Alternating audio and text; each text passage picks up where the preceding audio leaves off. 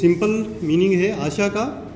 तो आशा programme NRHM में शुरू हुआ। मेन बात कई बार प्रैक्टिकल में पूछते हैं कि आशा कब से काम कर रही है, तो NRHM के तहत 2005 से, और इसकी फुल फॉर्म है A means accredited, S means social, H means health and A means activist. ठीक है, तो वैसे ये नाम भी ऐसे अच्छा सा लगता है कि आशा नाम है, बट एक्चुअली इसकी फुल फॉर्म होती है एक्रीडिटेड सोशल हेल्थ एक्टिविस्ट, मतलब मान्यता प्राप्त है एक सामाजिक स्वास्थ्य कार्यकर्ता, इसको हम हिंदी में कहते हैं। ठीक है,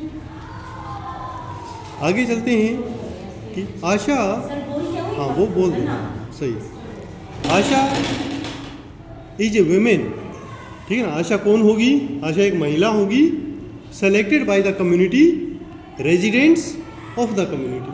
ठीक है ना, कि कम्युनिटी से ही सेलेक्ट होगी और कम्युनिटी की ही वो रेजिडेंट होगी।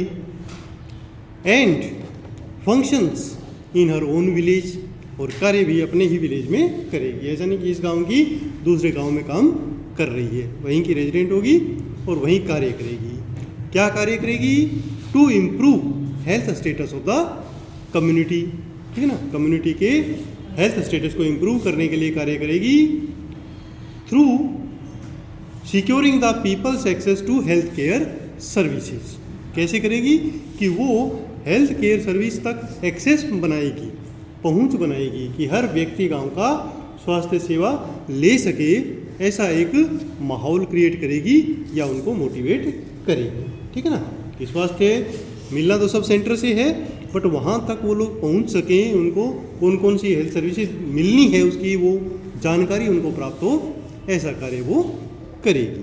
ठीक है, और क्या करती है? Enabling improved health care practices and behaviour and health care provision as is essential and feasible at the community level. ठीक है ना, और कुछ हेल्थ एजुकेशन का कार्य भी करती है, समाज में स्वास्थ्य की अवेयरनेस का कार्य करती है, ताकि लोग अपने आप ही अपनी हेल्थ को मेंटेन कर सकें और इलनेस को प्रिवेंट कर सकें। ठीक है, तो ये 2-3 कार्य वो करती है बेसिकली। आगे बढ़ते हैं कि सिलेक्शन ऑफ आशा कैसे होता है। ठीक है ना, ये भी आपका वैसे तो आप सबको पता ही है, क्योंकि जब भी आशा का सिलेक्शन होता है तो उस एरिया में ANM से भी बातचीत की जाती है, पूछा जाता है। तो बेसिक जो क्राइटेरिया दिया गया है आशा के सिलेक्शन में वो है कि 1 ASHA is selected for each village और 1000 पॉपुलेशन। या तो एक गांव के लिए एक आशा होगी या 1000 पॉपुलेशन पे होगी। तो इसका मतलब ये होगा कि अगर गांव छोटा है, अगर 1000 से कम पॉपुलेशन है, 800 है, 700 है, तो एक आशा तो होनी है, तो वो कम पे भी हो जाएगी। बट यदि ज़्यादा है तो 1000 पे एक होगी। जैसे मान लो अगर 3000 की आबादी का गांव आ गया, वैसे नॉर्मली गांव की आबादी 3000 एक गांव की नहीं होती है, अगर कोई हो भी जाए तो फिर वहाँ 3 आशा होंगी, पर 1000 पे एक होगी, है ना। अच्छा, दूसरा क्राइटेरिया है कि ANM must be primarily A women resident of the village, married, window और डाइवोर्स्ड। वो वहीं की रेजिडेंट होनी चाहिए, या तो मैरिड हो मतलब बहू हो, उस गांव की बेटी ना हो, या तो मैरिड हो या विडो हो या डाइवोर्स्ड हो, परंतु वो वहीं रही हो और बहू बन के उस गांव में कभी आई हो। ठीक है, and preferably in the age group of 25 to 45 years of age. ठीक है ना, कम से कम 25 साल की और ज़्यादा से ज़्यादा 45 साल की। ठीक है ना, तो ये क्राइटेरिया इसलिए रखा गया कि अगर 25 साल की है, बहू है, तो कम से कम उसका एक आधा बच्चा होगा, तो वो उस संबंध में खुद भी कोई फैमिली प्लानिंग के मेथड यूज़ कर रही होगी, और आम जो रेजिडेंट हैं उनको भी मोटिवेट कर पाएगी। क्योंकि अगर आदमी खुद ही यूज़ नहीं करता है, खुद ही उस एक्सपीरियंस से गुजरा नहीं है, तो दूसरे को कैसे मोटिवेट करेगा। ठीक है ना, तो इसलिए ये कुछ क्राइटेरिया बनाए गए हैं। और क्या है कि ASHA should have effective communication skill. ठीक है ना, कम्युनिकेशन स्किल भी होना चाहिए। वो भी हम जैसे मान लो 3-4 लोग आए हैं आशा के लिए, तो उनसे देखेंगे कि कौन उस गांव की लोकल लैंग्वेज में अच्छी तरह बातचीत कर पाता है। ठीक है ना, सबके साथ मिलजुल के रहता है, शाय नहीं है, वो बेटर रहेगा आशा के काम के लिए। लीडरशिप क्वालिटी हो तो और भी अच्छा है। And able to reach out the community, और कम्युनिटी तक रीच होनी चाहिए उसकी, यानी हर व्यक्ति तक उसकी पहुंच होनी चाहिए। ठीक है ना, और काम करने की एक विलिंगनेस होनी चाहिए। ये उसका सिलेक्शन का क्राइटेरिया होगा। इसके अलावा she should be literate women with formal education up to 8th class, ठीक है ना, कम से कम 8 क्लास पास होनी चाहिए। This may be relaxed only if a no suitable person with this qualification is available. But इसमें भी ये लिखा गया है कि यदि 8वीं पास नहीं मिलती है उस गांव से, बट वो वैसे सूटेबल है, बातचीत करने में माहिर है, तो इस रूल को हम रिलैक्स कर सकते हैं, कम पढ़ी लिखी को भी ले सकते हैं, ठीक है। अच्छा, उसके बाद है adequate representation from the disadvantage population group should be ensured to serve each group better, ठीक है ना। एक ये पॉइंट भी दिया हुआ है कि जो मार्जिनलाइज्ड पर्सन है, SC ST या कोई और कम्युनिटी जो माइनर है, उनका भी प्रतिनिधित्व होना चाहिए। कोशिश करते हैं कि अगर उस गांव में उन कम्युनिटी के कुछ घर हैं तो उस कम्युनिटी की वो महिला हो, क्योंकि वो बाकी लोगों से तो मिल ही लेगी, वहाँ तक भी उसकी पहुँच बन पाएगी, ठीक है ना। इसलिए हम सिलेक्शन के दौरान इन चीज़ों का ध्यान रखते हैं। अच्छा, ASHA will be chosen through a rigorous process of selection. अब ऐसे कोई ये सिंपल नहीं है कि किसी को भी चुन लिया, एक बड़ा रिग्रस प्रोसेस है, पूरा एक सिस्टम होता है जिसमें बहुत सारे जो सिलेक्टर्स होते हैं, कमेटी बनती है, वो लोग ये आशा का सिलेक्शन करते हैं। उस कम्युनिटी में कौन है कि वेरियस जो ग्रुप्स हैं उनसे लिया जाता है कि अगर मान लो उस गांव में कोई सेल्फ हेल्प ग्रुप बना हुआ है वेमेन का, उनके प्रतिनिधि या उनके प्रेसिडेंट को हम लेंगे उस कमेटी में। आंगनवाड़ी इंस्टीट्यूशंस में कोई है तो उनको भी लेंगे। ब्लॉक नोडल ऑफिसर, जो ब्लॉक लेवल का एक नोडल ऑफिसर होता है, उसको लेंगे। और जिसको ब्लॉक नोडल ऑफिसर को नॉर्मली हम क्या बोलते हैं, BDO, ब्लॉक डेवलपमेंट ऑफिसर, ठीक है ना, उस एरिया का जो BDO होगा उसको लेंगे। एक इसके अलावा एक डिस्ट्रिक्ट नोडल ऑफिसर भी होगा, तो डिस्ट्रिक्ट नोडल ऑफिसर को जो अपने CMHO है, डिस्ट्रिक्ट में CMHO बैठते हैं, तो वो किसी को भी अपॉइंट कर सकते हैं कि एक डॉक्टर को, मेडिकल ऑफिसर को कह दिया, चाहे इवन PHC के नोडल ऑफिसर उसके डॉक्टर को कह दिया, बट वो डिसाइड डिस्ट्रिक्ट वाले करेंगे, है ना। तो एक वहाँ से आएगा। इसके अलावा विलेज हेल्थ कमेटी यदि बनी हुई है तो वहाँ का भी एक मेंबर होगा, और जो वहाँ का ग्राम सभा है, पंचायत, उसका भी एक मेंबर होगा। तो ये सब मिल के आशा का सिलेक्शन करेंगे, ठीक है। उसके बाद आती है ट्रेनिंग ऑफ आशा। अब एक आशा का सिलेक्शन हो गया, अब इनकी ट्रेनिंग होगी।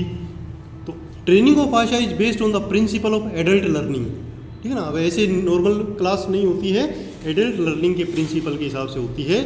मतलब एक वयस्क आदमी को शिक्षा कैसे दी जाती है, उसके नियमों के अनुसार उसको पढ़ाया जाता है। तो नॉर्मल क्लास ना हो के एक प्रकार का मिलजुल के क्लासरूम में बातचीत करते हुए स्किल सिखाना होता है कि करना क्या है। बेसिक प्रैक्टिकल ट्रेनिंग एक प्रकार की होती है, ठीक है। इस ट्रेनिंग से क्या होगा, after completing this training Asha will be equipped with necessary knowledge and skill to effectively perform the task and activities expected from her। अब इस ट्रेनिंग के बाद वो जो आशा है वो सारे वो काम कर पाएगी जो उससे आशा की जाती है, ठीक है ना। जैसे हमने पहले देखा ही था कि मेन क्या उसको करना है, वो सारी चीज़ें उसको सिखा देते हैं, ठीक है। The training is completed during 5 exposure spread over entire year and is completed during specified 23 days at PHC, ठीक है ना। ये ट्रेनिंग कहाँ होगी, प्राइमरी हेल्थ सेंटर पे होगी, या अगर अर्बन एरियाज़ में देखें तो MCW सेंटर वहाँ होगी, और टोटल 23 डेज होगी पूरे एक साल के अंदर, ठीक है ना। धीरे धीरे होती रहेगी, भी 2-3 दिन बुला लिया, फिर उसको फील्ड में रखा, फिर महीने भर बाद फिर बुला लिया, तो ऐसे टोटल 5 एक्सपोजर्स होंगे, 23 डेज होंगे, एक पूरे साल, तो तब जाके वो आशा की ट्रेनिंग हो पाएगी। बट इस दौरान भी उसको इंसेंटिव्स मिलते रहेंगे। एक बार जब सिलेक्शन हो गया तो काम वो करेगी, बट पूरे उस ट्रेनिंग के दौरान, कार्य के दौरान उसकी ट्रेनिंग भी बीच बीच में चलती रहेगी।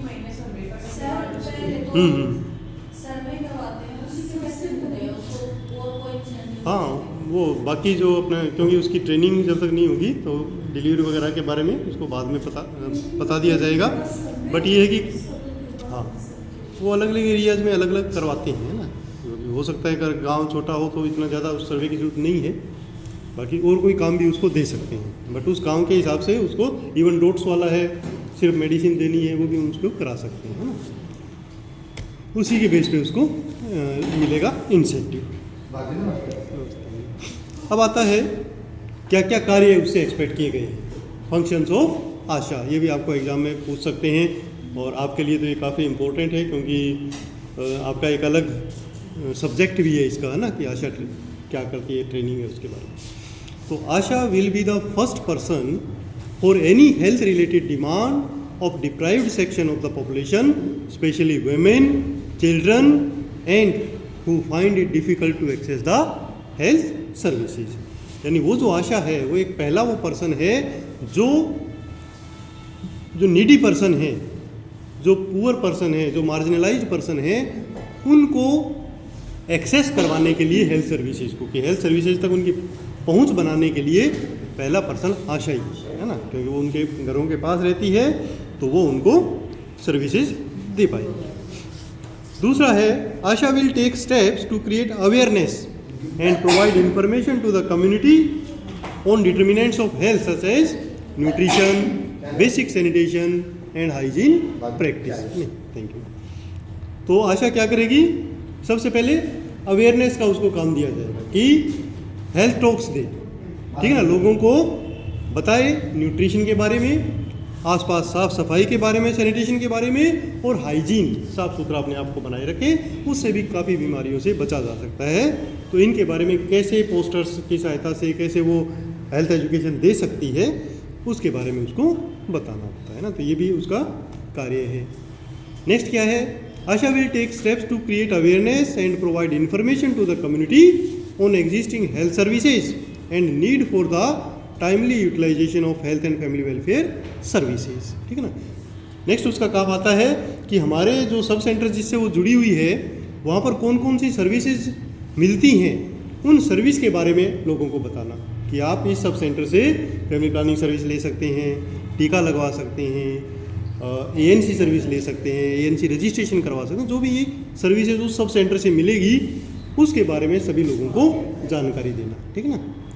अच्छा, उसके बाद ASHA will provide counselling to the women on birth preparedness, importance of safe delivery, breast feeding and complementary feeding. इसके अलावा आशा के ANC से संबंधित भी काम भी होते हैं, जिसमें प्रिपेयर्डनेस मतलब एंटीनेटल केयर, उसका रजिस्ट्रेशन, उसका डिलीवरी, सेफ डिलीवरी हो, breast feeding, after delivery breast feeding के बारे में, और बाद में जब कॉम्प्लीमेंट्री फीडिंग शुरू होगी उन सब के बारे में भी स्वास्थ्य शिक्षा देना और उनको बताना भी आशा का काम होता है।